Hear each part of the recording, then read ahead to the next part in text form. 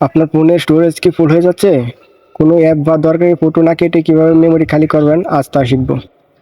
এজন্য শুরুতে চলে যান আপনার সেটিংস অপশনে। সেটিংস অপশনে যাওয়ার পর সার্চ করেন অ্যাপ ম্যানেজার।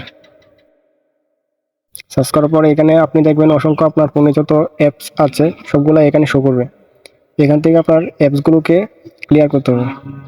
সেজন্য আপনার প্রতিটি অ্যাপসে ঢুকতে হবে। স্টোরেজের উপরে ক্লিক করে দিলাম।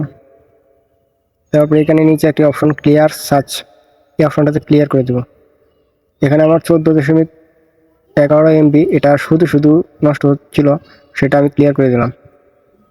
এভাবে প্রতিটা অ্যাপসে আমাদেরকে ঢুকতে হবে। ঢোকার পর স্টোরেজের পরে ক্লিয়ার সার্চ, এখানে দেখুন 385 MB এটা ক্লিয়ার। প্রতিটা অ্যাপস ক্লিয়ার করলেই আপনার স্টোরেজ খালি হয়ে যাবে।